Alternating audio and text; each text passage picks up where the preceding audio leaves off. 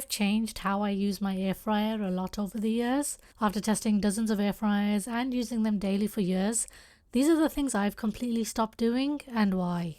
Some of these actually made my food worse, or at least made cooking harder than it needed to be. If you're new here, I test a lot of air fryers and use them pretty much daily, so most of what I share comes from real trial and error over time. One of the biggest things I stopped doing is cooking everything on air fry mode at 400 degrees. Almost every recipe you see in the guidebook or online says to cook on air fry at 400 degrees Fahrenheit or 200 degrees Celsius. And I used to think hotter meant better, faster cooking, crispier food, so I should follow the recipe to get amazing results. And sometimes that absolutely works. Don't get me wrong, I still cook at 400 degrees Fahrenheit, but sometimes, especially for frozen foods. But over time, the more I tested different air fryers, I began to realize something. Not all air fryers are the same, and not all of them need the same temperature. So now, I judge the air fryer first. If the basket is bigger and the heating element sits further away from the food, I usually know I'll probably need more heat or a little more time. But with smaller air fryers where the heating element sits much closer to the food, they can cook way more aggressively. Those are the ones where I'll often lower the temperature a bit because food can brown too fast before the inside catches up. So now, instead of blindly following 400 degrees Fahrenheit for everything, I adjust the temperature based on the air fryer and what I'm cooking.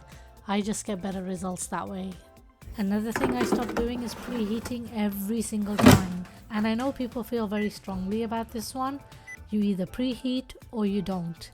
I used to think I had to preheat because it was a feature on the air fryer or the recipe called for it. But honestly, now I only do it when I think it actually makes a difference. When I'm cooking chicken, meat or fish, I usually preheat because I find it helps lock in the juices and gives a nice sear on the outside. I'll also do it for foods where I want the outside to set quickly. For vegetables, bread and frozen foods, preheating makes no difference. So over time I stopped treating preheating like this strict rule and started using it when I actually felt it made a difference. Another thing I stopped doing is focusing too much on cooking times. When you first get an air fryer, you kind of trust the timer and the guidebook. If it said 12 minutes, I'd do 12 minutes. If it said 15, I'd do 15. I still remember following instructions for air fryer pizza when I got my very first air fryer and thinking, well, the air fryer must know best. And it actually burned the pizza. That was when I realized times, presets, and even the booklet are really more of a starting point. Because every air fryer cooks differently. Some run hotter, some cook faster, some have stronger airflow, and even food changes. A bigger chicken breast cooks differently than a smaller one. Thick cut fries cook differently than thin fries. So now I still use time as a guide, and I'll still look at presets sometimes too, but now I rely way more on what the food actually looks like. Has it browned? Does it actually look done? And if I'm not sure, I'll use a meat thermometer because honestly, food doesn't really care what the timer says. Another thing I stopped doing is flipping food exactly halfway through. I used to do this because some of the very first air fryers I owned would alert me when to flip, and it kind of just became known in the air fryer world to flip halfway. But I found halfway didn't always make sense, especially for breaded foods, fish, or anything delicate. Sometimes the coating hasn't even had time to set yet. You try flipping too early and suddenly things are sticking, breaking apart, or losing the coating. Now I usually wait longer, closer to the 3/4 mark once the outside has had time to firm up a bit. I just find food flips easier and holds together way better. Now, fries are kind of the exception for me. With fries, I actually shake the basket a few times during cooking, especially because I'll admit I'm guilty of adding a little extra sometimes. I just find shaking helps them cook more evenly. Another thing that changed for me over time is I stopped assuming bigger air fryers are automatically better. When I first started, I thought bigger meant better. More quarts must mean more food and better cooking, right? But after testing a lot of air fryers, I realized bigger doesn't always mean better. It really depends on how the air fryer is designed. And honestly, sometimes deep baskets can feel like wasted space. If the heating element sits really far from the food, you'll often need more heat or more cooking time. But if the food sits too close to the heating element, things can also brown too quickly or overcook. So over time I realized there's kind of a sweet spot.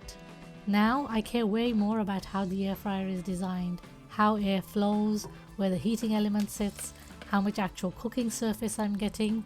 And honestly, I often prefer a shorter, wider basket because food sits in a better cooking zone and cooks more evenly.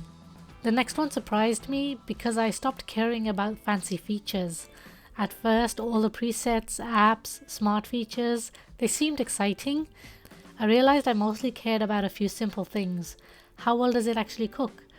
Does the airflow work well? Is the basket shape practical with a decent cooking surface? Is it easy to clean? Can I actually see the food cooking?